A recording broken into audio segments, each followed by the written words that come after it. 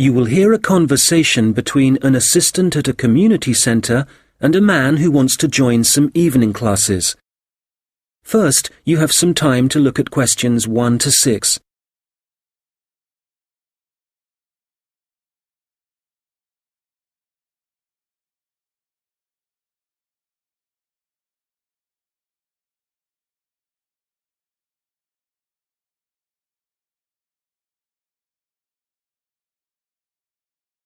Hello, Eastwood Community Centre.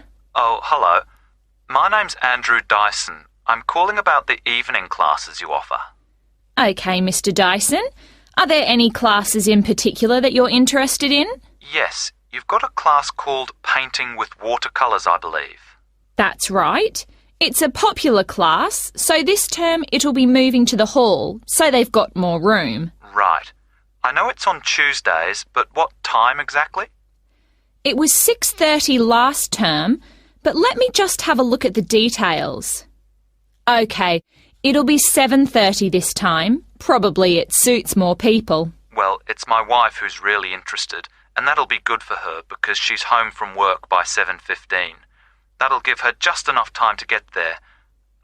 What does she need to bring? OK, well, paints are provided by the tutor, I know that. The information says she'll need just a jar for water and some pencils for drawing. There are also lots of aprons here, so she needn't worry what she's wearing.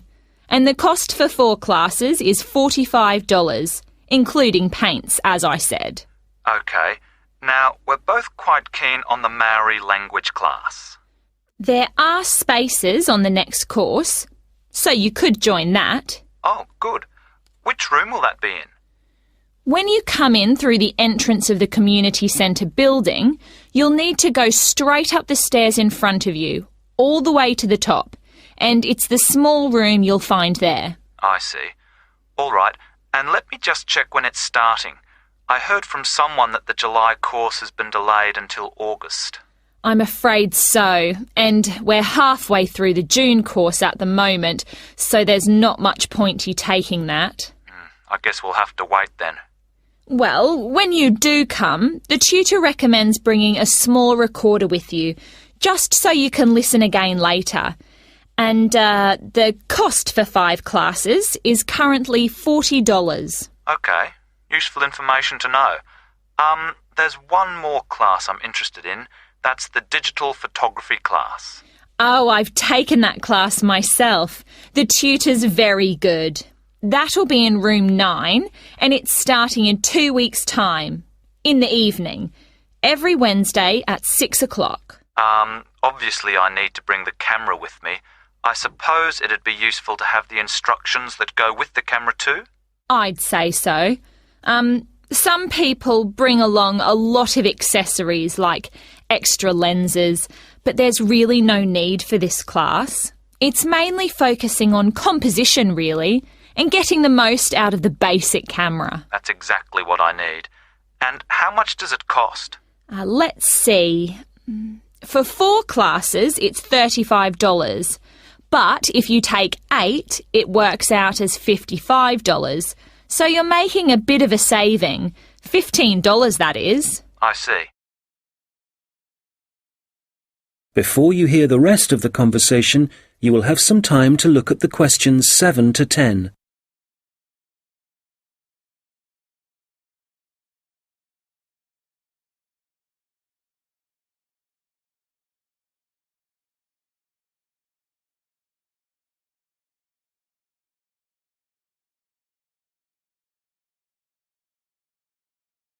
Now listen and answer questions 7 to 10.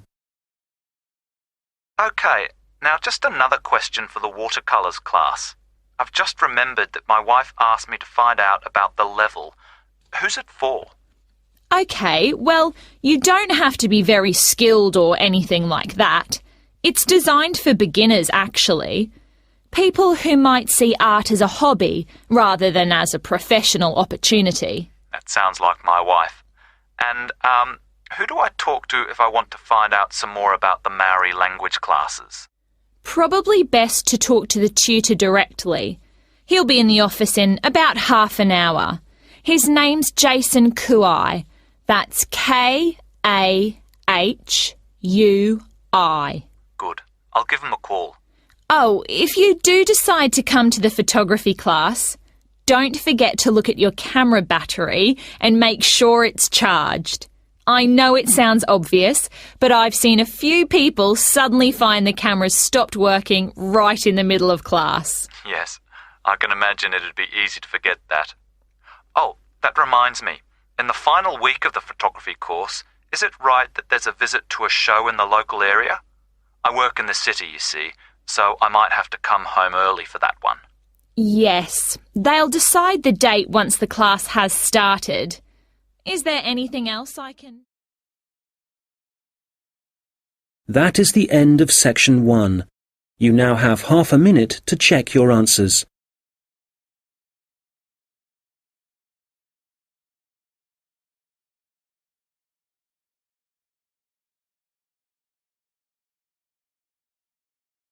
Now turn to section 2.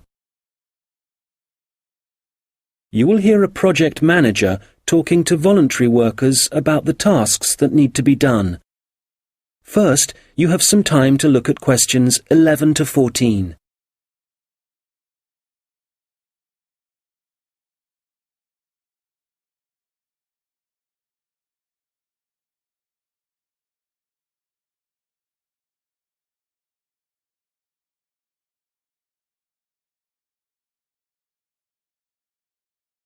Good morning. It's great to see so many people here. Thank you all very much for coming. Well, as you know, the community gardens at Hadley Park are really not looking as good as they should. Quite bad, really. And although the local council has a budget to deal with some of the problems, we do need volunteers for other tasks. If you don't mind, I'm going to divide you into 2 groups. So everyone on this side of the room is Group A, and the rest of you are Group B. So, Group A, there are a couple of things we'd like you to help with. First of all, don't worry about any litter or empty bottles you see lying about. One of the local schools has offered to help out with that as part of their own environmental project. The priority for you will be to give us a hand with the new wooden fencing. It needs constructing along parts of the bicycle track, as there are parts which have now fallen down or broken, as I'm sure you've seen. You've probably also noticed that some of the pathways that come from the bicycle track are quite narrow, and there are plans to make them wider, but the council will be dealing with that later in the year. And they've also promised to produce some informational signs about the plants in the gardens. Hopefully, they'll be up in a few weeks' time. The other thing we're doing is getting rid of some of the foreign species that are growing in the gardens and putting back some native plants and trees. So you'll be doing some digging for us and getting those into the ground. So, Group A, there's some items you'll need to bring along with you. I was going to say raincoats, but the forecast has changed, so you can leave those at home. I'd definitely recommend a strong pair of boots. Waterproof would be best. It's quite muddy at the moment, and your own gloves would also be advisable. Tools will be available, spades and hammers, that kind of thing. You just need to make sure they go back in the trucks. And, there's no need to worry about food and drink, as we'll be supplying sandwiches and coffee, possibly some biscuits even. Before you hear the rest of the conversation, you will have some time to look at the questions 15 to 20. Now listen and answer questions 15 to 20. OK, Group B, your turn. Does everyone have a copy of the plan? Oh, great. OK. We'll all be meeting in the car park. That's on the bottom of the plan. See? Now, if you've been assigned to the vegetable beds, to get there, you go out of the car park and go up the footpath until you reach the circle of trees. There they are, in the middle of the plan. And you see that the footpath goes all the way around them. Well, on the left-hand side of that circular footpath, there's a short track which takes you directly to the vegetable beds. You can see a bamboo fence marked just above them. All right? OK, if you're helping out with the beehives, pay attention. Look again at the circle of trees in the middle of the plan and the footpath that goes around them. On the right side of that circle, you can see that the footpath goes off in an easterly direction, heading towards the right-hand side of the plan. And then the path splits into two, and you can either go up or down. You want the path that heads down. And at the end of this, you see two areas divided by a bamboo fence.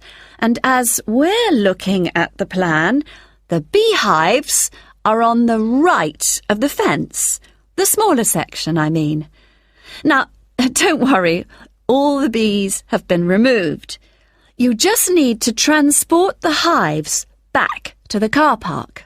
OK. For the seating, look at the circular footpath.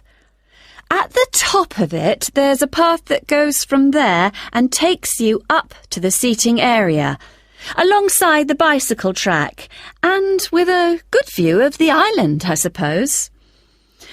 OK, if you're volunteering for the adventure playground area, let's start from the car park again and go up the footpath, but then you want the first left turn. Go up there, and then you see there's a short path that goes off to the right. Go down there, and that's the adventure playground area, above the bamboo fence. That fence does need repairing, I'm afraid. Right, what else? Oh, yes, the sand area. We've got that circular footpath in the middle. Find the track that goes east, towards the right-hand side of the plan, and where that track divides, you need the little path that goes up towards the bicycle track. The sand area is just above the bamboo fence there. And finally, the pond area. So, it's on the left-hand side of your plan, towards the top, just above the fruit bushes and to the left of the little path. OK, as I said already, hopefully we'll be... That is the end of section 2. You now have half a minute to check your answers.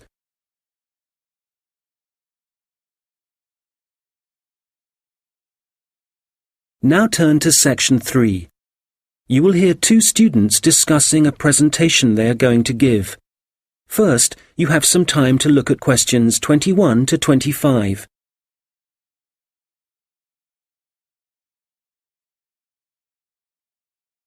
Hi, Robert. Hi. Sorry I'm late. I was just printing off some pages about food waste in Britain. Do you want to include Britain in the presentation?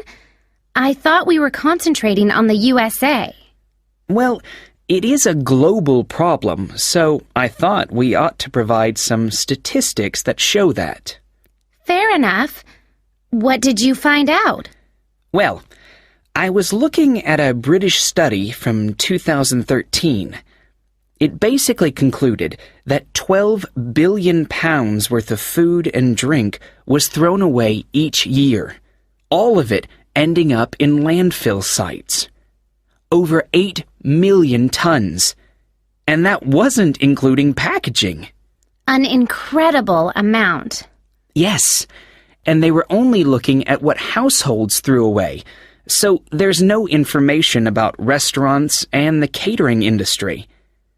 But one thing the study did investigate was the amount of milk and soft drinks that were wasted, and I think it was probably quite unique in that respect. Interesting. You know, in the other European reports I've read, there's one thing they have in common when they talk about carbon dioxide emissions. I know what you are going to say. They never refer to the fuel that farms and factories require to produce the food, and the carbon dioxide that releases? Exactly. We could really cut down on carbon emissions if less food was supplied in the first place. To my mind, the reports talk too much about the carbon dioxide produced by the trucks that deliver the fresh goods to the shops and take the waste away. They forget about one of the key causes of carbon dioxide. Absolutely. If the reports are actually going to be useful to people, they need to be more comprehensive. Who do you mean by people? Well, the government, industries, people making television programs. Have you seen any documentaries about food waste? Not that I remember. My point exactly. These days, they all seem to be focusing on where your meat, fruit, and vegetables are sourced from. We're being encouraged to buy locally, not from overseas. That's probably a good thing, but I'd still like to see something about waste. Yes, it's the same with magazine articles. It's all about fat and sugar content, and the kind of additives and coloring in food, but nothing about how it reaches your table and what happens after it ends up in the bin. Well, we've only got 15 minutes for this presentation, so I think we'll have to limit what we say about the consequences of food waste. What do we want to concentrate on? Well, I know some of the other presentations are looking at food and farming methods and what they do to the environment. So I think we'll avoid that. And the fact that in some countries, people can't afford the food grown on their own farms. That was covered last term. Okay, we don't want to repeat stuff. What concerns me above all else is that in a recession, governments should be encouraging business to find ways to cut costs. Apparently, supermarkets in the USA lose about 11% of their fruit to waste. That's throwing money away. All right, we'll focus on that problem. It should get the others' attention anyway. Now, how do you want to begin the presentation? Let's not start with statistics, though, because that's what everybody does. I agree. How about we give the other students a set of questions to answer about what they suspect they waste every day? I'm fine with that. Probably a better option than showing pictures of landfill sites. It'll be more personalized that way. All right. Now let's start.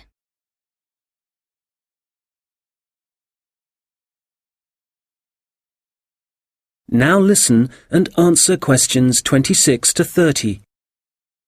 Okay, shall we now have a look at the projects that different researchers and organizations are working on? For me, the project I really liked was the one at Tufts University. You know, where they've invented tiny edible patches to stick on fresh foods that show you what level of bacteria is present, and so whether you can still eat it. It's a great idea, as it tells you if you need to hurry up and eat the food before it goes off. The other good thing about the patches is that apparently they'll be cheap to manufacture. Good. Then the other thing I thought was great was the Massachusetts Institute of Technology project. I hadn't seen that. Well, they've developed these sensors that can detect tiny amounts of ethylene. Ethylene is the natural plant hormone in fruit that makes them turn ripe, apparently.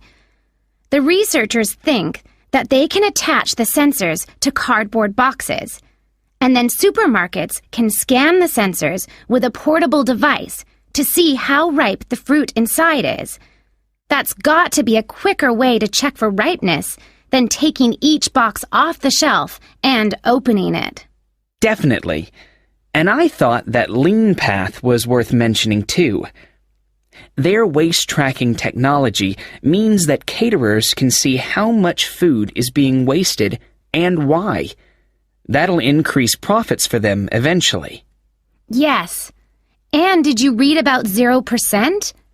They've produced this smartphone application that allows restaurants to send donation alerts to food charities. The charities can then pick up the unwanted food and distribute it to people in need. In the long run, that'll definitely benefit poorer families in the neighborhood. No kid should go to school hungry. I agree. And I read that quite a few local governments in the USA are thinking about introducing compulsory composting in their states. So you can't put any food waste into your rubbish bins, just the compost bin. Well, I guess that means a bit more work for people. I mean, they have to separate the organic and inorganic waste themselves before they take it out to the compost bin, and you know how lazy some people are. But I guess if we all start composting, we'd be doing something positive about the problem of food waste ourselves, rather than relying on the government to sort it out. Having said that, not everyone has a garden, so I guess... That is the end of section 3. You now have half a minute to check your answers.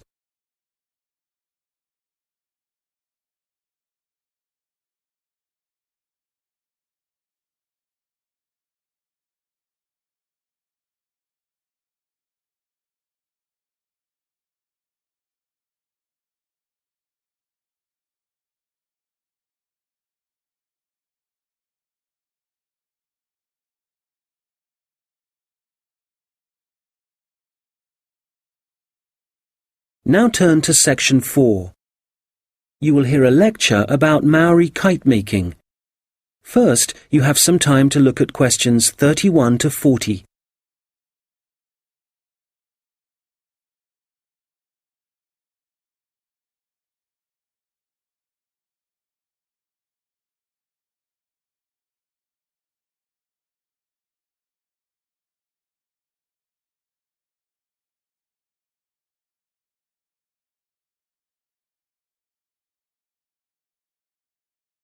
Now listen carefully and answer questions 31 to 40. Well, good morning, everyone. As you know, we've been looking at different kinds of art and craft that were practiced by the Maori people of New Zealand, at least before the Europeans began to arrive in the 18th century. So, the focus of this lecture is kite making, how the kites were made, their appearance, and the purposes they served. Well, let's start with the way they were made. As with other Maori artistic traditions, kite making involved certain rituals. So, firstly, only priests were allowed to fly and handle the largest, most sacred kites. There were rules, too, for the size and scale of the kites that the priests had to follow, and during the preparation of both small and large kites, food was strictly forbidden. In terms of appearance, kites were frequently designed in the image of a native bird, or a Maori god, and sometimes, perhaps less often, a well-known hero. You can imagine that when Maori first arrived in the new country, in New Zealand, it may have taken some time to find suitable materials for their kites. But, through trial and error no doubt, They found plants and trees that provided bark and even roots that they could use to make the frames and wings of their kites. And after the frame had been constructed, the kite then had to be decorated. For this, the priests used long grasses, and these, when the kite was in the air, would stream along behind it. They also used a variety of feathers to add colour to their creations. Well, all this meant it was easy to see a kite in the sky, but you could also hear Maori kites. They could be quite noisy indeed, and this was because some priests liked to hang a long row of shells from the kite. You can imagine how they'd rattle and clatter in the wind, how they might completely capture your attention. As I said before, the most common image was probably a bird, and that's the same for other kite-making cultures. But the kites were designed in particular shapes. So, there were kites that were triangular, rectangular, and also shaped like a diamond. And some of them were so large it would actually require several men to operate them. Some of the kites were also covered in patterns, and to make these patterns, the Maori used different pigments of red and black, and these were either made from a charcoal base or from red-brown clay which had been combined with oil obtained from a local species of shark. Now, before I forget, if you have a chance, do visit the Auckland Museum, because they have the last surviving Birdman kite on display. This is the kind of kite that has a wooden mask at the top of the frame. It's a mask of a human head, and you can clearly see it has a tattoo and also a set of teeth. Quite impressive, and a good example of Maori craftsmanship and symbolism. Right, turning to the purpose and function of the kites. They certainly had multiple uses.